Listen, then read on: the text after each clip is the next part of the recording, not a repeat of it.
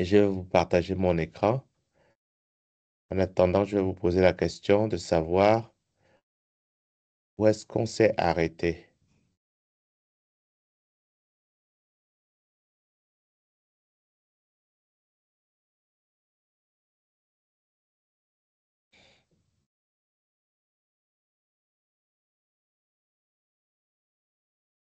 Vous m'entendez?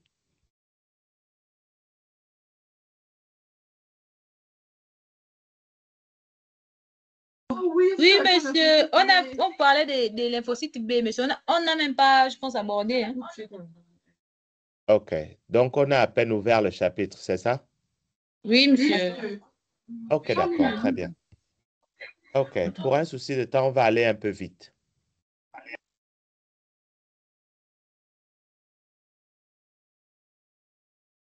Est-ce que vous voyez mon écran? Oui, monsieur, on voit. Oui, Monsieur, on ne donne pas la... monsieur. OK. Vous voyez le grand écran, n'est-ce pas?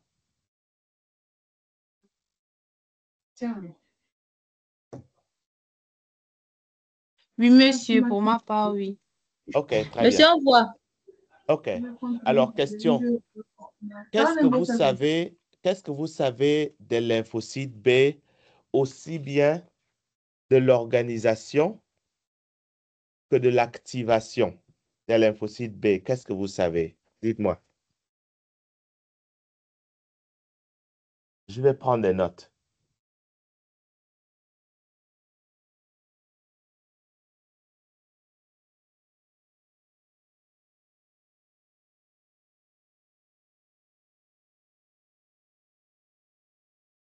Donc, vous êtes les instructeurs à l'heure actuelle. Allez-y.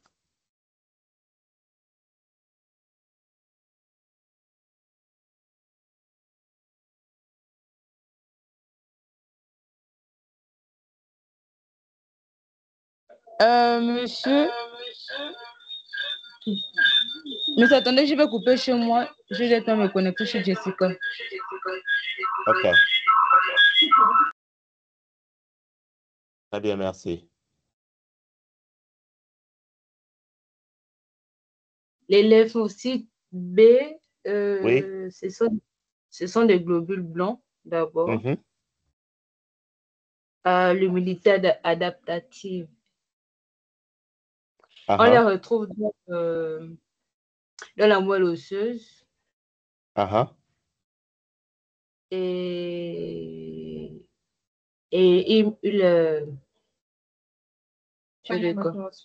il se mature au niveau des organes lymphoïdes secondaires comme les ganglions et la rate. Ah ah. Euh, c'est ce que je peux dire dessus sur les lymphocytes B. OK. Très bien. Question. Est-ce que quelqu'un peut parler du processus de maturation, ou du moins non, le processus du développement des lymphocytes B à partir de la moelle rouge des os? Est-ce que quelqu'un sait comment ce développement se fait?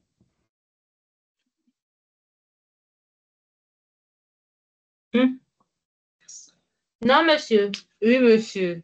Toi, tu vas. OK?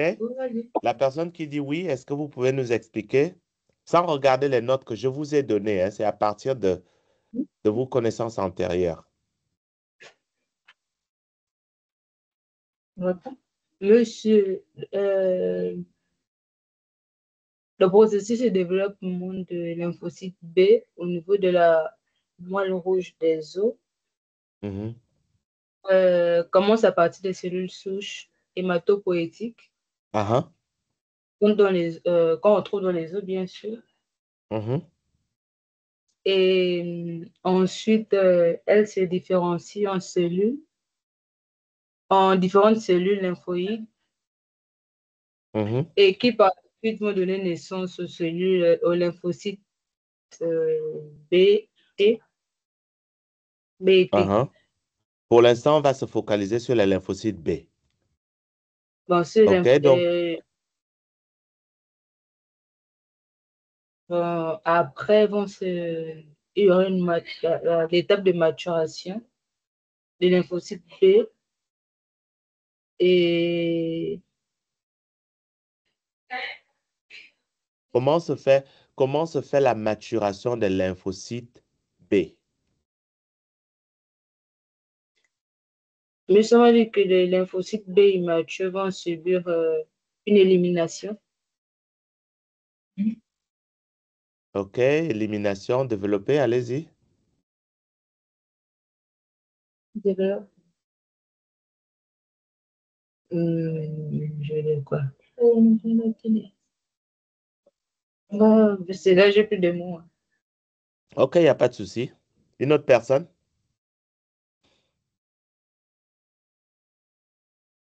Mais c'est pour continuer ce que je disais, je vais acheter un truc. OK, allez-y. Mais c'est après, les lymphocytes B vont s'activer en présence des antigènes spécifiques. OK. Bon, on est un peu loin. On est un peu loin parce que le lymphocyte B, il faut qu'il arrive à reconnaître les antigènes spécifiques, n'est-ce pas? Ah oui, monsieur. Mais qu'est-ce qui les prépare à reconnaître cet antigène spécifique?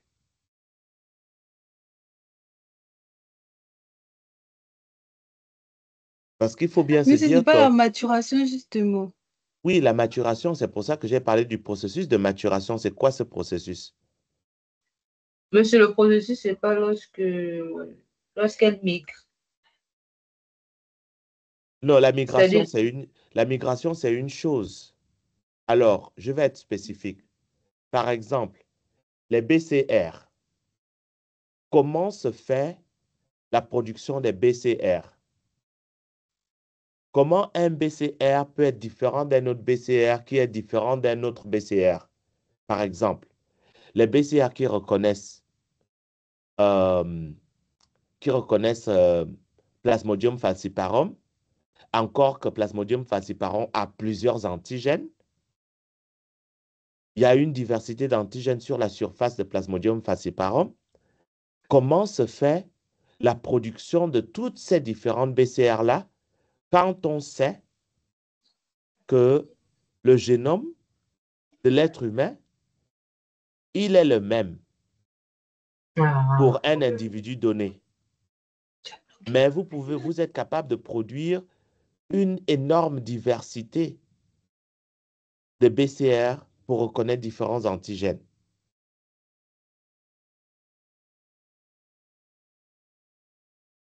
Ça, là, ça se fait bien avant l'activation.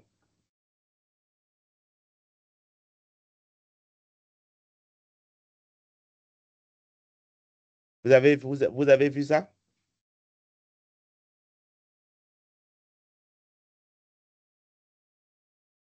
oui, monsieur. Mais OK. c'est personnel, moi, je ne comprends pas la question. OK. Qui comprend la question?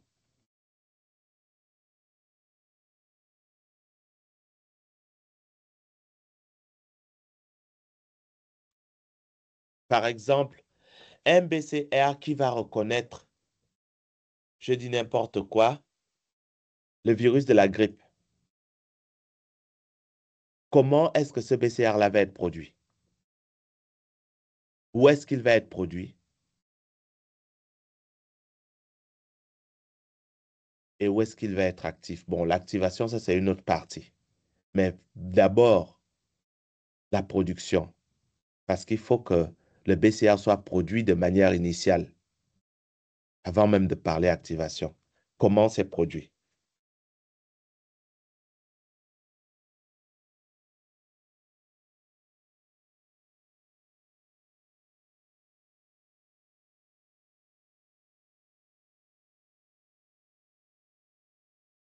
Vous voulez en parler ou bien on en parle?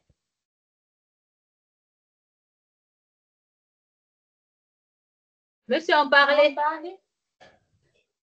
Mais si elle ne vient pas de la recombinaison VDG, et sachant que les BCR sont produits dans la moelle osseuse. Oui, oui, oui, oui. Et vous avez vu ça avant? Non, monsieur. Ou bien vous avez lu? Elle a lu. OK. Alors, nous allons parler de la production des lymphocytes B. Quelques questions à considérer. D'accord? Je ne vais pas lire la panoplie de questions à considérer, mais nous allons aller directement dans le sujet. Alors, le sujet, les lymphocytes B. Nous avons parlé de ces de ces éléments. Nous avons parlé des chaînes lourdes, nous avons parlé des chaînes légères, nous avons parlé des accessoires, n'est-ce pas? Nous avons déjà parlé de ça. Oui?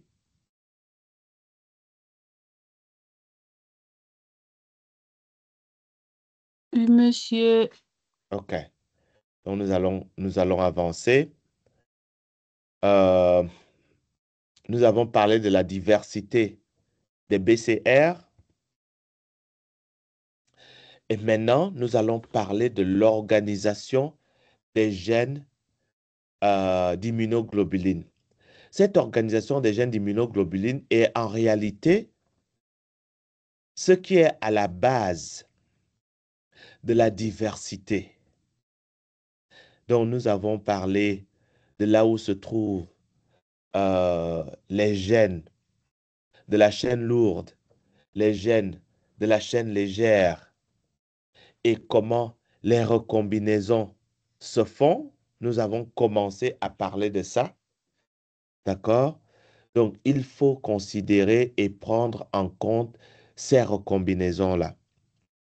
Si vous devez oublier, si vous devez tout oublier et que vous devez vous souvenir d'une seule chose, la seule chose dont vous devez vous souvenir, c'est que pour la production de la diversité des BCR, donc des immunoglobulines, il faut un réarrangement, il faut des recombinaisons géniques.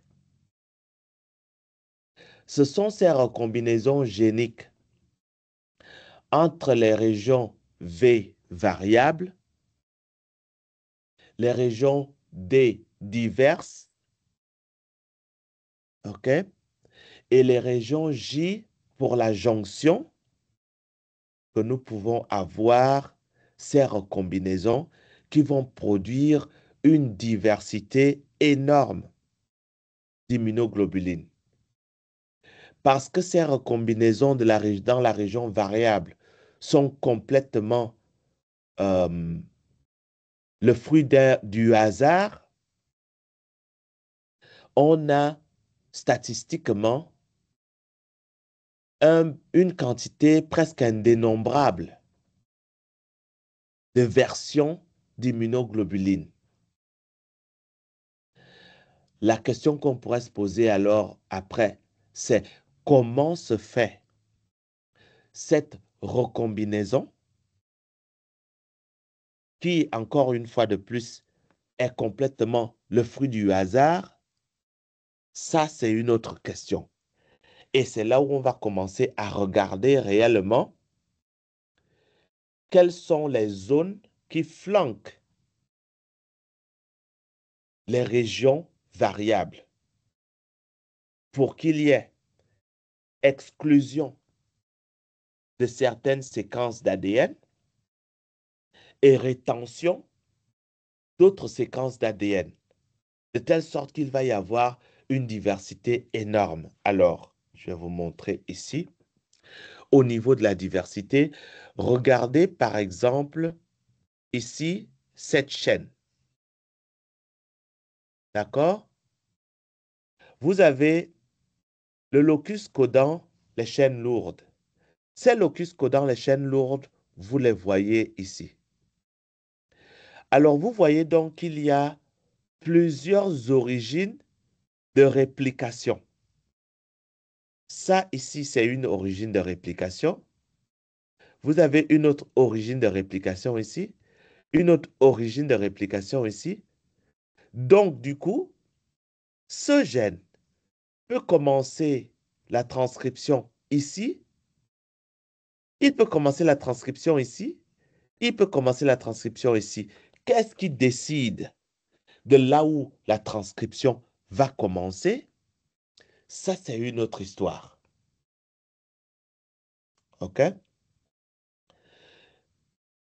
Souvenez-vous que lorsqu'il y a des recombinaisons, ces recombinaisons, bien que étant complètement le fruit du hasard, les connexions pour la recombinaison ne sont pas le fruit du hasard. Parce qu'il y a des règles bien spécifiques à suivre, notamment la règle du 12-23, nous avons expliqué ça la dernière fois. OK? Donc, vous avez deux recombinaisons. Une recombinaison entre D et J, et puis une recombinaison entre V et DJ. D'accord? Ce qui va à la fin produire un ADN qui est réarrangé.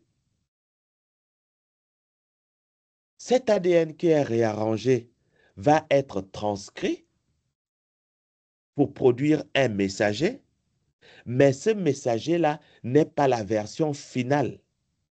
Il va y avoir épissage du messager pour produire à la fin de la journée un ARN messager qui est définitif et qui va produire une immunoglobuline donnée. Donc, ce qui est vrai pour la production de l'immunoglobuline qui est responsable pour reconnaître l'antigène du virus de la grippe est vrai pour l'immunoglobuline qui est responsable de reconnaître l'antigène, par exemple, P120 du VIH. C'est également la même chose qui s'applique pour l'immunoglobuline qui va reconnaître les antigènes de Plasmodium falciparum. Et tous ces antigènes que j'ai mentionnés sont tous différents. À partir du même gène, on va avoir un réarrangement génique de telle sorte que le système peut reconnaître virtuellement n'importe quel antigène. Okay?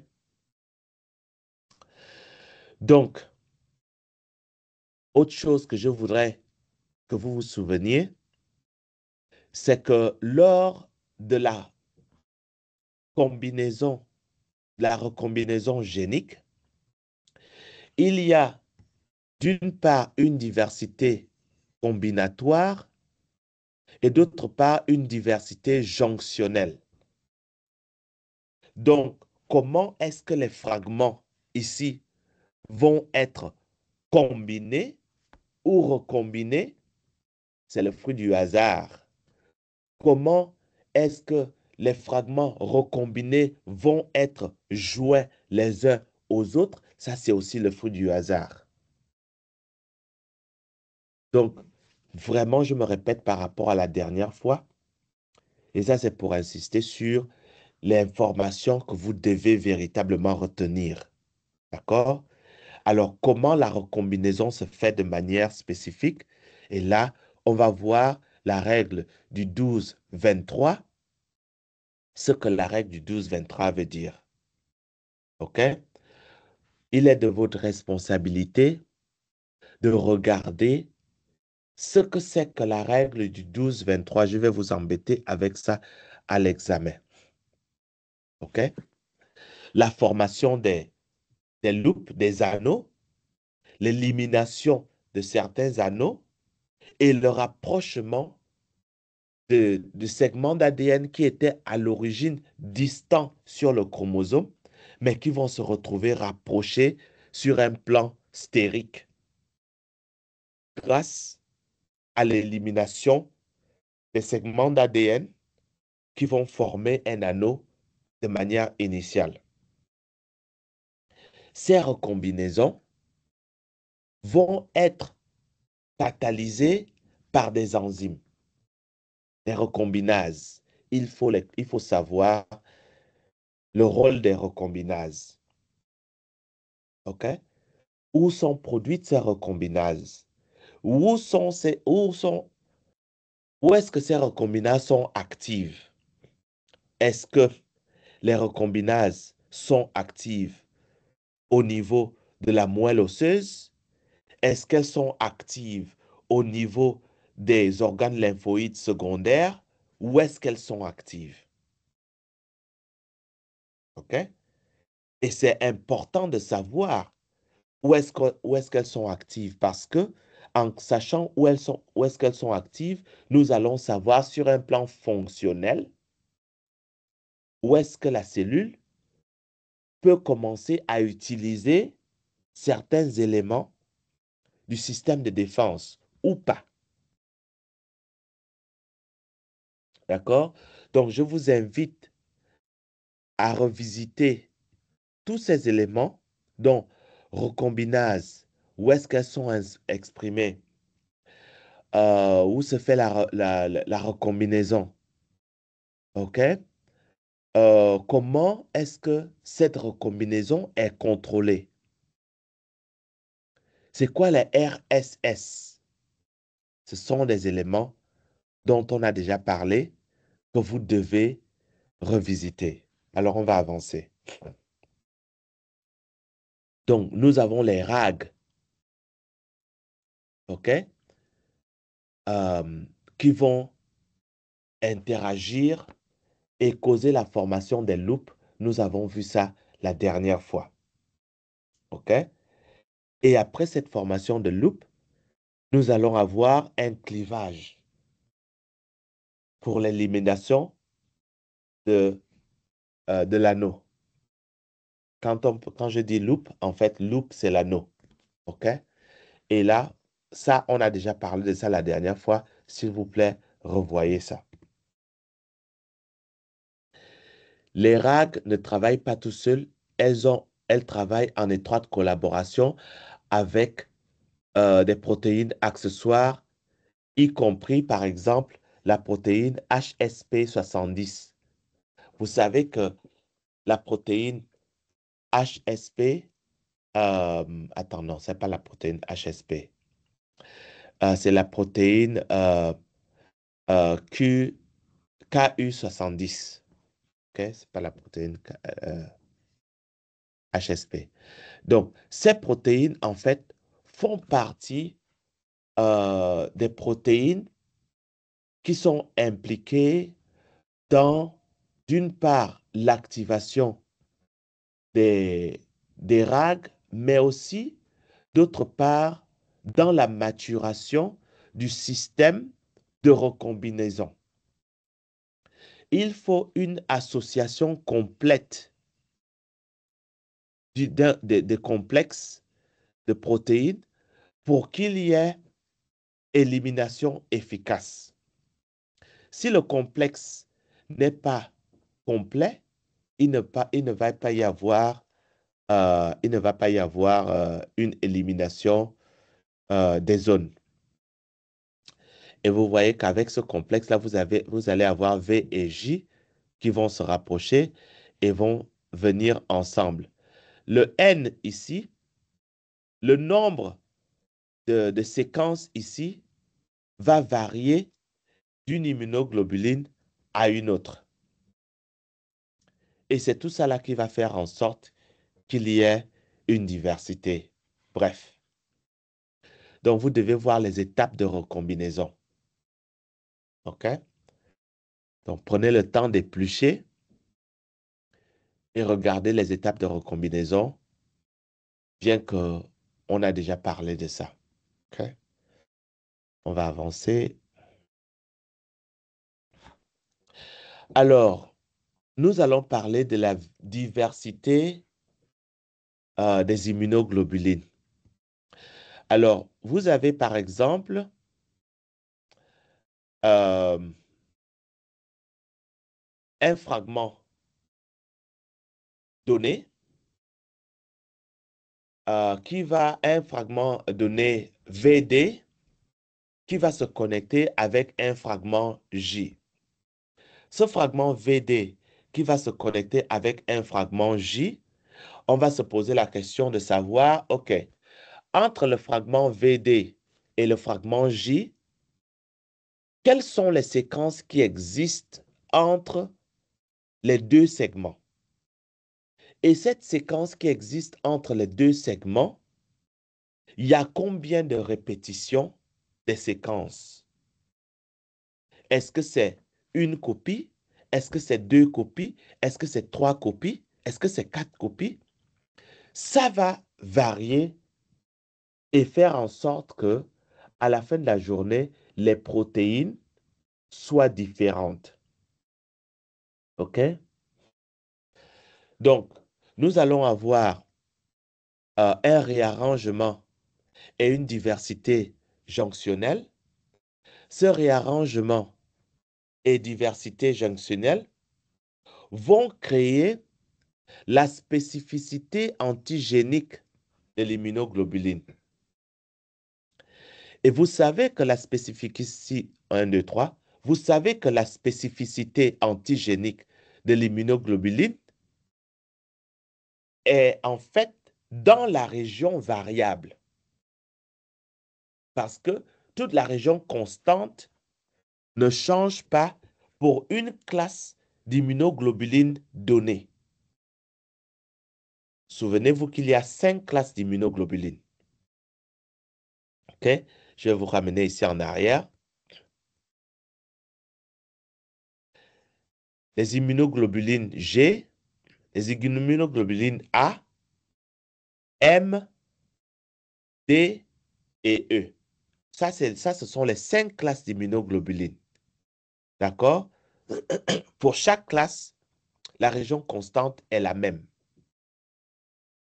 OK? C'est vrai qu'on peut avoir certaines sous-classes. Par exemple, une immunoglobuline G1, une immunoglobuline G2, G3, G4, tout comme l'immunoglobuline A1 et l'immunoglobuline A2. Donc, nous pouvons avoir des sous-classes. Mais là où une immunoglobuline G, on va appeler G peut-être alpha, et puis G bêta vont être différents parce que alpha reconnaît un antigène X et bêta reconnaît un antigène Y. C'est au niveau de la région variable. Donc, on revient en arrière. Ici, au niveau de la recombinaison ici, que ça donne la spécificité antigénique de l'immunoglobuline. Et tout ça, la spécificité antigénique se passe déjà avant d'arriver dans l'organe lymphoïde secondaire. Ça se passe avant d'arriver dans l'organe lymphoïde secondaire. Donc, nous avons ici, alors, par exemple, dans la région VH5 et DH1, vous voyez qu'il y a un certain nombre de séquences ici. Ces séquences, on va avoir délétion d'un certain nombre de nucléotides. Cette délétion d'un certain nombre de nucléotides va changer le gène à la fin de la journée. Parce que chaque nucléotide a une signification en termes d'aminoacides. Si tu élimines un nucléotide, tu vas nécessairement changer la séquence nucléotidique. D'accord? Et qui dit changement dans la séquence nucléotidique dit également changement dans la séquence d'aminoacides. OK? Vous avez délétion d'autres séquences ici. OK? Et il y a conservation d'une région DH1. Cette région DH1 constitue une partie du CDR3. OK? CDR3 qui est qui fait en fait, qui joue en fait un rôle important dans la structure de l'immunoglobulines à la fin de la journée. OK? Donc, il y a plein de segments qui sont délétés, d'autres sont insérés, comme vous pouvez voir. OK? Les insertions et les délétions vont causer la diversité. Alors, donc ça c'est VH5, DH1 et JH4. OK? Pour un gène particulier. Maintenant, un autre gène, on va avoir VK3 et JK1. Alors que tout ça, en fait, ça viendrait d'un même ADN initial. Ce qui fait que nous allons avoir plusieurs clones différents. En fait, on vous parle de 10 puissance 9 à 10 puissance 12 de possibilités de clones.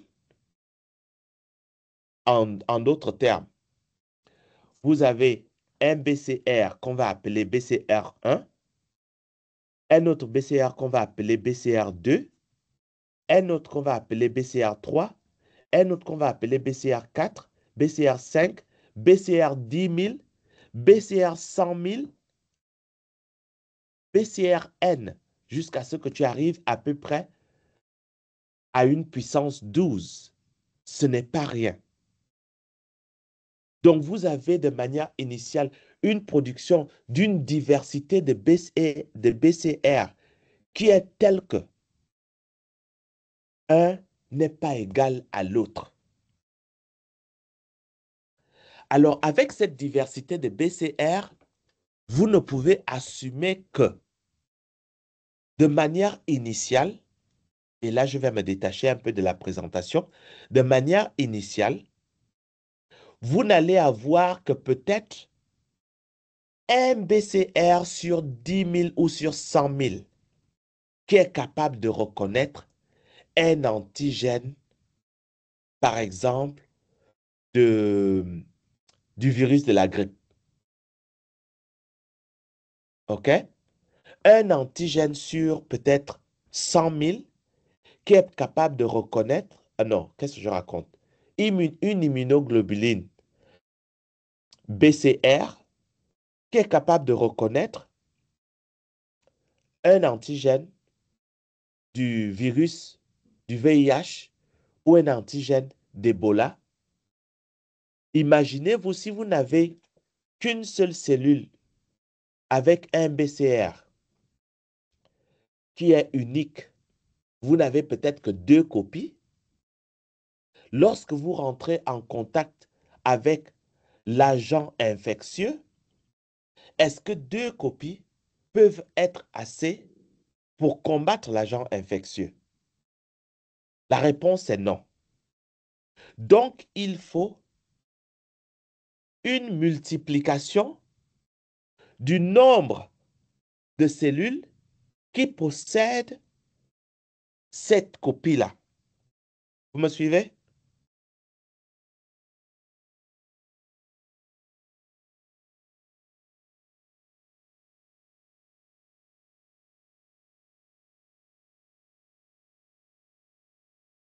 Est-ce que vous m'entendez? Oui, monsieur, on vous entend. OK? Donc, ça justifie la raison pour laquelle vous avez une expansion clonale des cellules B. OK? Donc, de manière initiale, vous avez un nombre très, très, très réduit de cellules B avec un BCR particulier à cause de toutes ces recombinaisons-là. Donc, les cellules sont tellement différentes que la probabilité de trouver 2 cellules qui sont exactement identiques est très faible. OK? Donc, grâce à toutes ces recombinaisons, juste un rappel.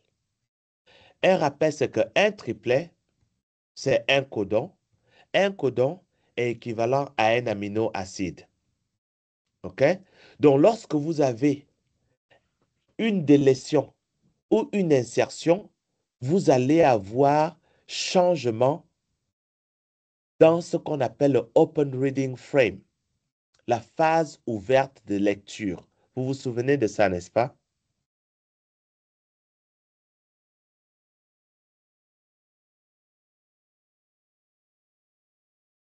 Bonjour, monsieur. Bonjour, vous me suivez? Vous vous souvenez de la phase ouverte de lecture, n'est-ce pas? Oui, monsieur. OK? Donc, lorsqu'on parle d'insertion ici, on parle de délétion. Vous devez savoir que tout cela va avoir un impact direct. Un impact. Ou un impact. Oui, monsieur, un impact. Un impact. Va avoir un impact direct sur l'expression génique. OK? Ça va avoir un impact direct. Donc, ces recombinaisons-là jouent un rôle énorme dans la diversité et ça, c'est quelque chose dont vous devez vous souvenir. L'autre aspect, c'est l'aspect concernant l'exclusion allélique et l'exclusion isotypique. Vous avez entendu parler de ça avant? Non, monsieur. OK. Alors, abordons l'exclusion allélique et l'exclusion isotypique. Qu'est-ce que ça veut dire? Alors, on va commencer par dire qu'un lymphocyte T particulier va produire un anticorps particulier. Cet anticorps particulier, il va être unique pour un épitope d'un antigène particulier. Donc, vous comprenez que ceci est le fruit du réarrangement des régions variables. Donc, lorsque on veut produire cet anticorps ou ce BCR contre cet antigène spécifique, d'accord? Un seul chromosome, OK? 14. Quand je parle d'un seul chromosome 14, vous savez que vous avez reçu un chromosome 14 de votre papa et un chromosome 14 de votre maman. D'accord? Lequel des chromosomes 14 va causer la production d'une immunoglobuline spécifique? Ça va dépendre. Et c'est ce qu'on appelle l'exclusion allélique.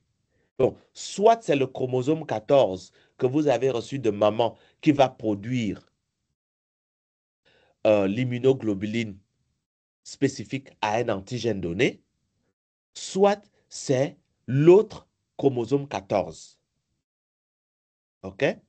La même chose se passe pour le chromosome 2 et le chromosome 22.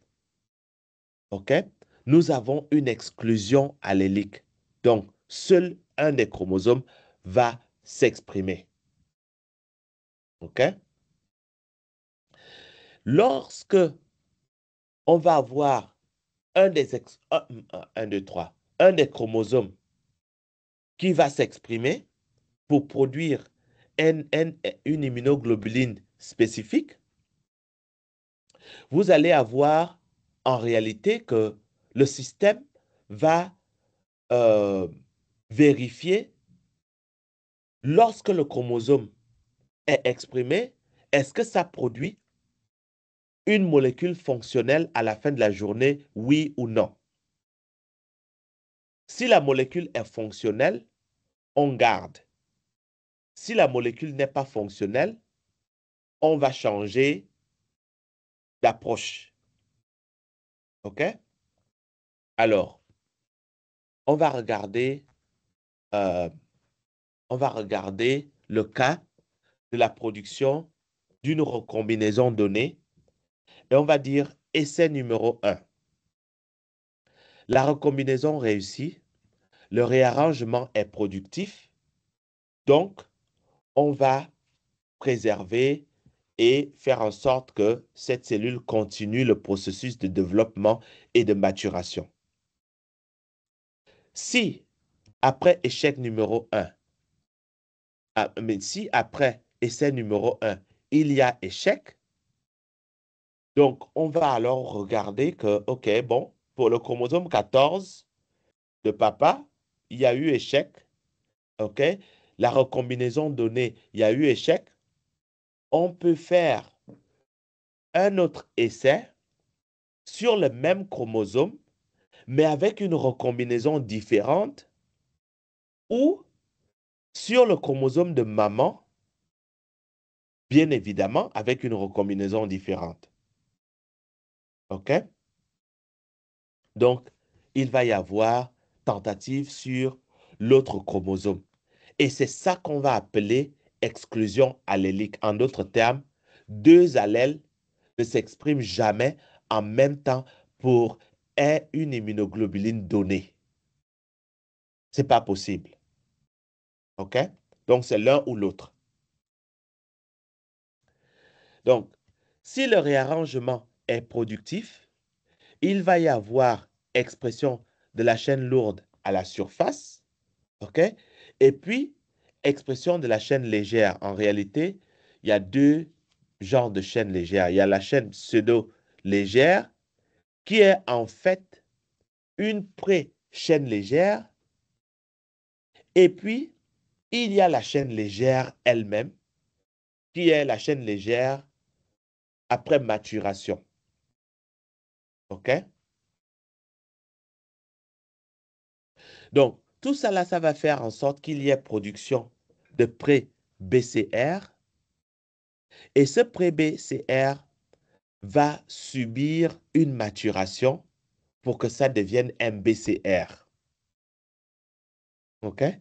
Et ces maturations-là sont souvent sujets à modification post-traductionnelle, OK? Qu'on va appeler glycosylation. Il y a aussi des modifications post-traductionnelles qui vont consister à des clivages. Bon, je ne vais pas rentrer dans les détails. OK? Donc, ce qui se passe pour la chaîne lourde pour une immunoglobuline donnée va aussi se passer pour la chaîne légère. En d'autres termes, premier essai, deuxième essai, ainsi de suite. Exclusion allélique, d'accord, pour la chaîne légère, et puis pré-BCR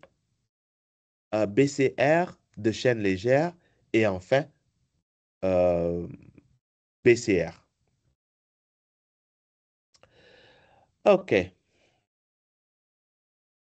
Donc, nous avons parlé de l'exclusion allélique. Oui, on a parlé de l'exclusion allélique. Maintenant, nous allons parler de l'exclusion isotypique. Dans l'exclusion isotypique, c'est que, l'allèle s'est exprimé. Maintenant, cet allèle qui s'est exprimé là, ça a produit une immunoglobuline. Cette immunoglobuline, à quoi ressemble cette immunoglobuline par rapport à une autre immunoglobuline? Est-ce que c'est exactement la même copie ou est-ce que c'est des copies différentes?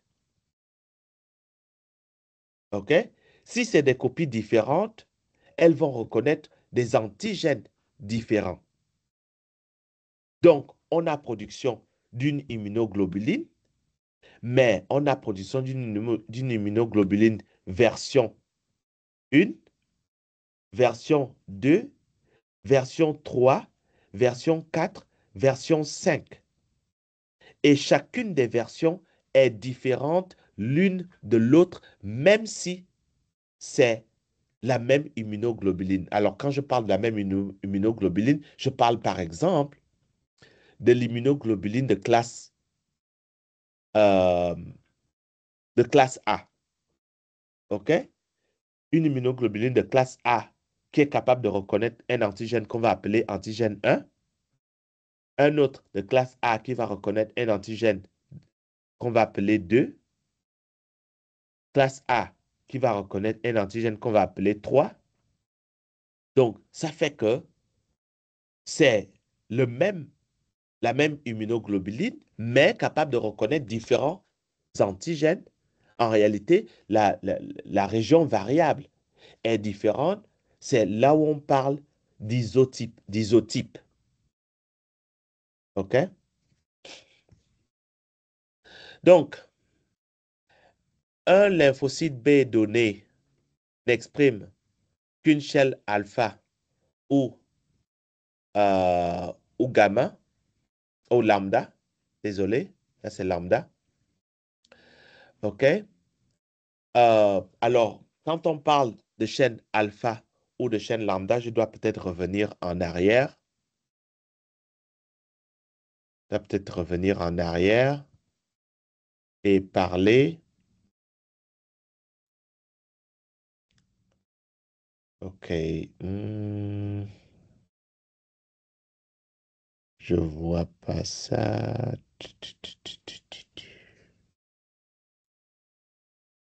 OK, bon, nous avons la chaîne alpha. Ouais, la chaîne lambda. Hmm.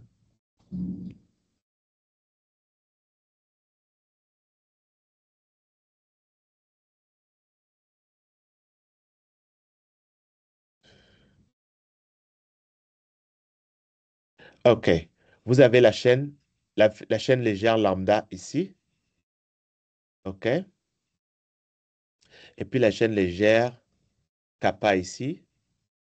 OK. Et puis après, vous avez la chaîne lourde. OK. Donc, la chaîne kappa, chaîne lambda. OK. Donc, sachant qu'il y a, oh, there we go. Ici, là, c'est ce que je cherchais. Voilà, ce que je cherchais. Donc, vous avez une chaîne lourde et puis une chaîne légère. D'accord? Vous avez la chaîne légère kappa et la chaîne légère lambda. D'accord? Une immunoglobuline donnée ne peut produire que la chaîne lambda légère ou la chaîne légère kappa. Pas les deux en même temps. En d'autres termes, vous ne pouvez pas avoir une immunoglobuline qui va avoir deux chaînes lourdes avec sur ce côté-ci chaîne lambda et sur ce côté-ci chaîne kappa. Ce n'est pas possible. OK? À moins que ce soit une chimère. Et une chimère, bon, techniquement, ça ne va pas se passer dans une cellule naturelle. Ça doit être genetically engineered. OK? Mais c'est l'une ou l'autre. OK? Pas les deux en même temps. Dans une seule immunoglobuline. OK? Vous me suivez? Oui, monsieur. All right. OK. On va continuer. Donc, euh,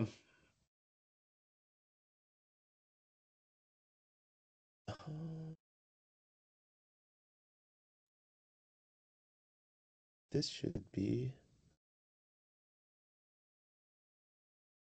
Non, ici, c'est kappa.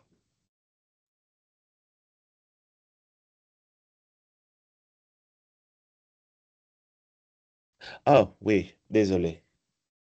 Je suis en train de... On dirait que je me suis mélangé les pinceaux ici. Donnez-moi une seconde, hein.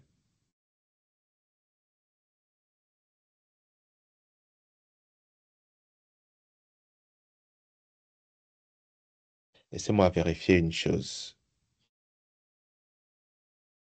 I need to verify that.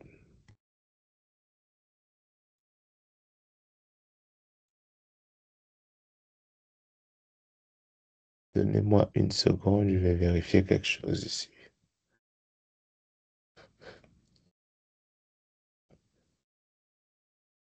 Je vais arrêter de partager mon écran une seconde. Le temps pour moi de vérifier quelque chose.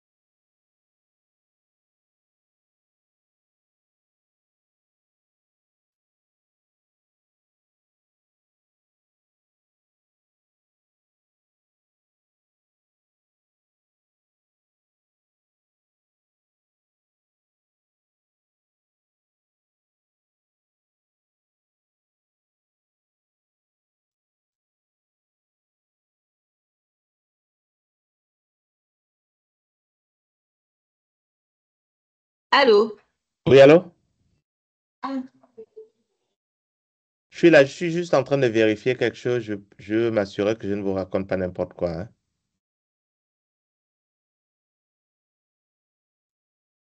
Que j'ai un petit doute quelque part par rapport à une phrase que j'ai écrite là.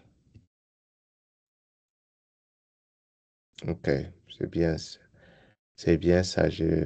Oui, Alpha n'a rien à faire là-dedans. Ok, we got it. We got that.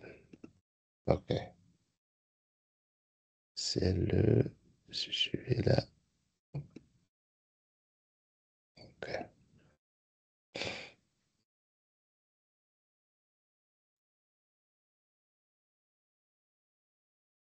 ok, there we go.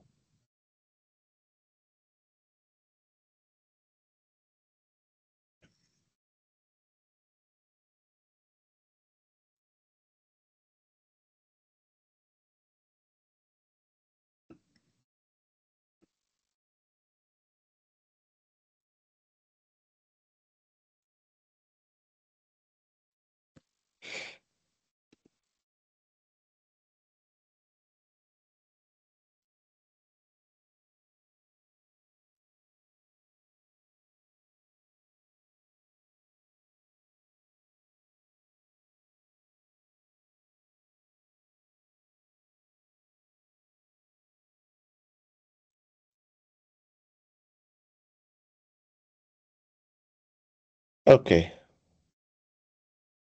we are here.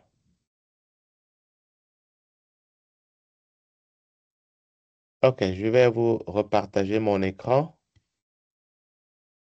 et on relance.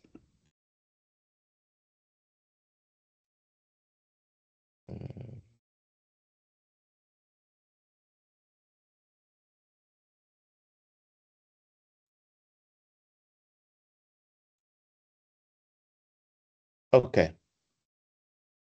donc vous allez faire cette correction. Ok, un lymphocyte B donné n'exprime qu'une seule chaîne légère qui est soit kappa, soit lambda, lambda.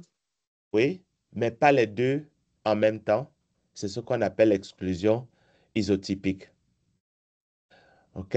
Et dans cette exclusion isotypique, vous savez que la chaîne légère et la chaîne lourde, au niveau de la région variable, vont toutes les deux jouer un rôle dans la reconnaissance de l'épitope. D'accord? La question qui va se poser est la suivante. OK, on a sélectionné la chaîne alpha ou la chaîne lambda. La question est la suivante. La chaîne alpha qu'on a sélectionnée, est-ce que cette chaîne alpha, qu'est-ce que je raconte? Kappa, désolé. Est-ce que cette chaîne kappa est capable, avec la chaîne lourde, de reconnaître un épitope donné? Oui ou non? Si la réponse est oui, ça va être conservé. Donc la combinaison chaîne lourde, chaîne légère kappa va être conservée. Si la réponse est non, à ce moment-là, on va éliminer cette cellule et on va maintenant regarder au niveau de la combinaison avec la chaîne lambda. Est-ce qu'avec la chaîne lambda, on a quelque chose qui peut reconnaître un antigène, oui ou non? Si la réponse est oui, on va garder. Si la réponse est non, on élimine. En réalité, une autre dimension de la question est la suivante. OK, c'est capable de reconnaître un antigène, mais est-ce que c'est capable de reconnaître mes propres molécules comme étant des molécules à éliminer? Si la réponse est oui, là j'ai un problème. Parce que là, je vais avoir une immunoglobuline qui est à la fois capable de reconnaître des antigènes étrangers, mais qui est aussi capable de reconnaître mes propres molécules comme des antigènes. Donc, je vais avoir un problème. on a besoin d'éliminer ça. Donc, vous vous souvenez qu'avec les cellules T, on a parlé de sélection positive et de sélection négative, n'est-ce pas? Et Oui, s'il faut, monsieur. il faut qu'on ait aussi, en réalité, un niveau de contrôle qui prend ce genre de sélection en compte. OK? Donc, première tentative de recombinaison de chaînes légères, on va avoir IGK, OK, qui se forme. Mais si cette combinaison ne donne pas quelque chose de fonctionnel, à ce moment-là, on va devoir changer de combinaison. Alors, souvenez-vous que je vais vous ramener ici en arrière.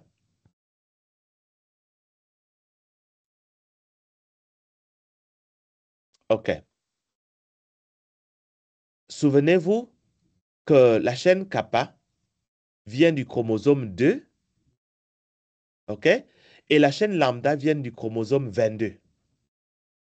Donc, lorsqu'on regarde maintenant au niveau de la fonctionnalité, si kappa est actif, à ce moment, c'est le chromosome 2 qui aura été choisi pour la production de l'immunoglobuline. Sinon, c'est le chromosome 22 qui va être choisi pour la production de l'immunoglobuline. Alors, ça me ramène également au concept de l'exclusion allélique. Donc, au niveau de l'exclusion allélique ici, on va également voir que, OK, on a réellement le choix entre le chromosome 2 et le chromosome 22, mais jamais les deux à la fois. Sinon, on aurait une chimère. Donc, on parle également ici d'exclusion allélique. C'est l'un, 22, ou l'autre, numéro 2. OK? OK. On va continuer.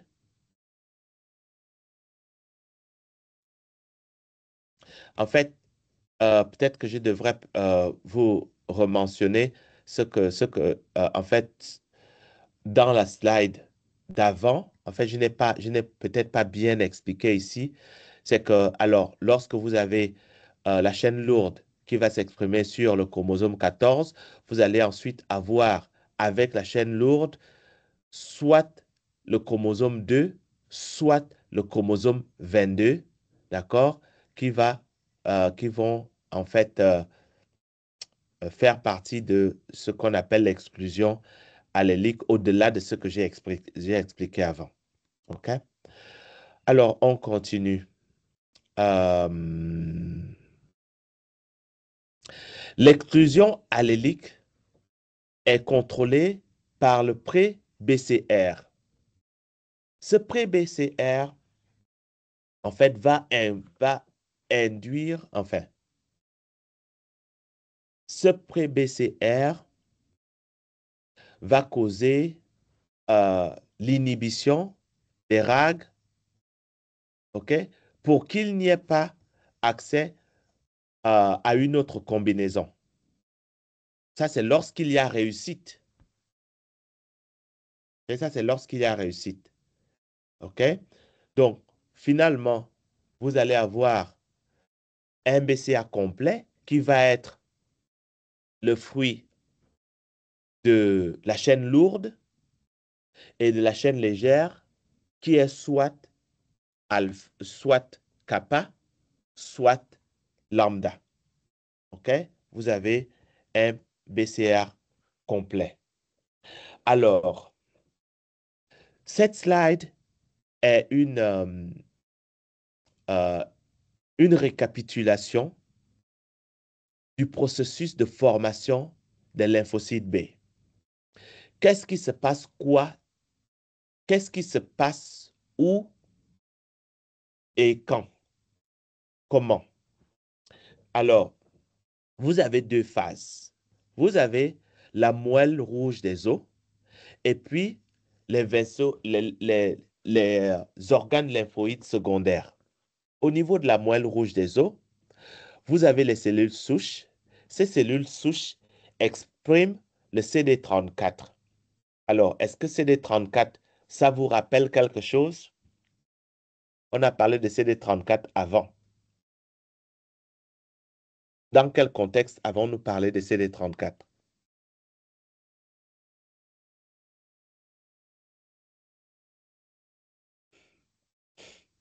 Quelqu'un s'en souvient?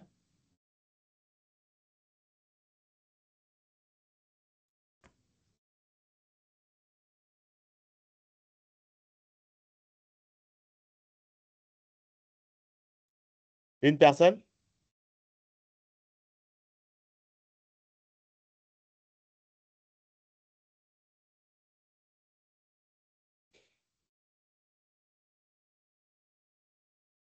Jessica? Monsieur, dans C'est- les... Elle est où? Reprends. Monsieur, est-ce que c'est dans les membres et les dames? Non, non, pas du tout. Pas du tout. Euh,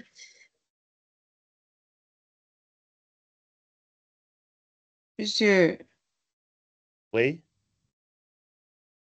c'est pas concernant le CMH. Non, c'est pas concernant le CMH. D'accord. Monsieur, donc, c'est dans les lymphocytes T? Pardon? Dans les lymphocytes T? Dans les lymphocytes T. Ah non, c'est pas pour les cellules, dans les cellules souches, les marqueurs. Voilà, la production des lymphocytes T, le processus. On a dit que dans le processus, vous allez avoir les doubles négatifs, les doubles positifs. Dans le Mhm. processus de formation, et ça, c'est des choses que vous devez apprendre parce que ça, c'est ce qui est vraiment le corps de votre master. OK? D'accord, À monsieur. l'initial, toutes les cellules souches vont exprimer le CD34. Et puis après, il y a d'autres gènes qui vont commencer à s'exprimer. En fonction des gènes qui vont s'exprimer, on va maturer vers les cellules T ou vers les cellules B. Et même dans les cellules T, on va maintenant avoir les doubles négatifs, les doubles positifs, sélection positive, sélection négative. D'accord? Et là, on va maintenant aborder quelque chose de similaire à ce qu'on a vu avec les cellules T, qui commence avec les CD34. Donc, les cellules expriment le CD34. Ensuite, ces cellules qui expriment les CD34 vont se transformer, vont évoluer en pré-O-B. Pré-B, c'est que évidemment, ce n'est pas encore des B. Pro, potentiellement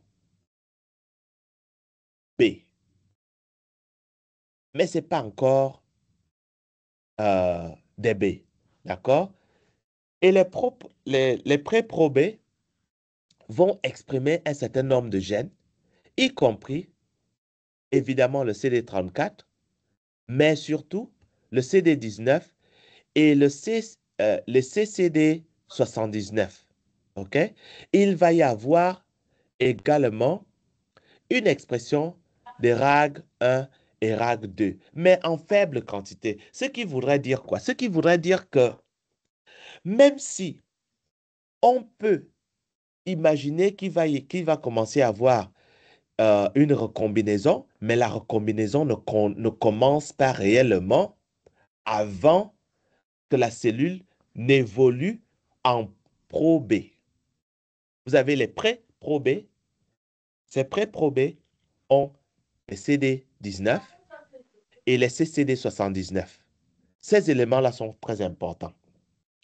Et une fois que vous avez ça, vous avez en plus, pour se transformer en pro-B, les cellules pro-B, vous allez avoir CD10 qui va s'exprimer. Et c'est ce CD10-là qui va jouer un rôle important dans la production des RAG1 et RAG2. Donc, les RAG1 et RAG2 vont se produire et là, on va commencer à voir un début de réarrangement. On est dans la moelle rouge des os et on est dans le pro-B. Ensuite, on passe à pré-B. Pour qu'il y ait pré-B, il faut qu'il y ait un réarrangement génique. Ensuite, il va y avoir CD20, CD21, mu, pré-BCR et CD19. Donc, il y a des éléments qui étaient déjà produits ici, qui vont continuer à être produits et d'autres qui vont être produits, qui vont être des nouveaux produits. Mais d'autre part, il y a certains facteurs qui ne vont plus être produits, comme le CD34. Le pré-B ne produit pas de CD34. OK?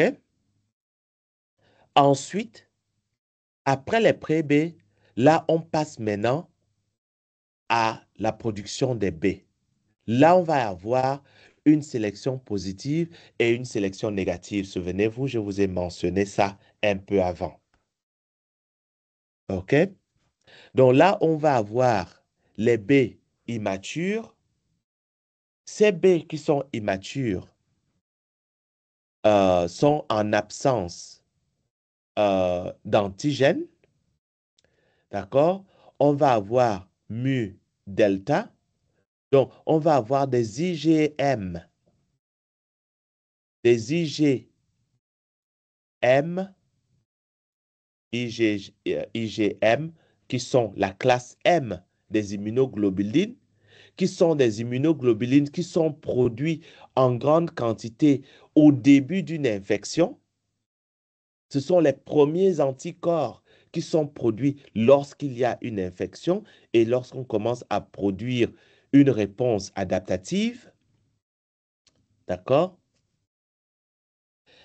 Et c'est après ça qu'on a réellement les B matures.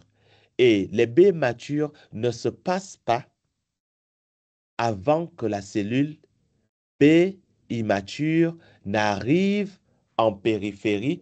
On parle des ganglions, on parle de la rate. OK? Et c'est en périphérie également que la cellule B va se différencier en plasmocyte et en cellule B mémoire. Alors, je vais revenir en arrière. Deux phases. La phase 1, c'est la phase de différenciation et de maturation, qui est une phase qui est antigène indépendante. En d'autres termes, toute cette phase ici au niveau de la moelle rouge des os est complètement indépendante de l'antigène.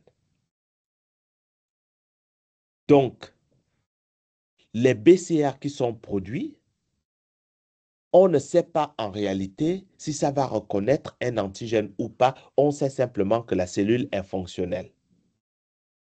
Et que le BCR est un BCR qui a été sélectionné pour être capable de reconnaître un antigène, lequel on ne sait pas. Mais on sait aussi d'autre part que ce BCR ne va pas reconnaître nos propres cellules et commencer à les détruire. Ça, c'est ce qu'on sait. OK? Donc, le BCR est capable de reconnaître l'antigène, mais lequel on ne sait pas. OK? Et parce que ces cellules B qui sont produites avec des BCR capables de reconnaître un antigène, mais on ne sait pas exactement lequel et il n'a jamais été exposé à un antigène, ces cellules B sont en fait considérées comme cellules B naïves. OK? C'est à la phase 2 que l'histoire va commencer à être complètement différente. Parce qu'on va avoir activation, mais qui parle d'activation dit exposition. OK? Donc, on va y avoir une différenciation finale qui va se spécialiser dans la reconnaissance d'un antigène qu'on va dire c'est l'antigène de Mycobacterium ulcerans, c'est l'antigène de Escherichia coli, c'est l'antigène de Shigella flexneri, ainsi de suite. OK? Il peut aussi reconnaître les antigènes du soi, mais ces antigènes du soi, c'est le soi modifié. OK? Parce que, évidemment, le soi non modifié, s'il est reconnu, c'est un problème. Donc, il va y avoir sélection à ce niveau-là. Et après activation, nous avons la formation des plasmocytes et des lymphocytes B mémoire spécifiques d'un antigène donné. Donc, vous comprenez que la phase 2 se passe en périphérie, donc dans les ganglions et la rate, alors que avant cela, tout ça se passe dans la moelle rouge des os. Vous devez connaître tout ça. Je vais vous embêter avec ça. OK. Alors, la différenciation, la régulation de la différenciation, comment ça se passe? Il y a des interleukines qui vont cibler les cellules souches. Ces interleukines qui vont cibler les cellules souches vont causer leur stimulation grâce à la transduction du signal pour une différenciation qu'on espère. OK? Vous allez avoir des facteurs transcriptionnels tels que Icaros, I2A, IBF, PAX5 et LEF1 qui vont en fait jouer un rôle très important dans le contrôle de la différenciation des cellules B. Et puis, vous avez les cellules B qui sont d'origine fétale. Vous avez les cellules B qui sont d'origine, comment on va dire ça? En fait, de différentes origines. Pas toutes les cellules B viennent de la moelle rouge des os. OK? Le foie fœtal du fœtus peut produire des cellules souches qui vont se transformer en cellules B. Et ces cellules vont en fait sécréter des IgM qui vont cibler des molécules microbiennes qui vont cibler les MAMS, OK? Ainsi que les antigènes contre les facteurs des groupes sanguins, y compris les antigènes A, les antigènes B, OK? Et parfois le rhésus. Ça, ce sont les lymphocytes B1.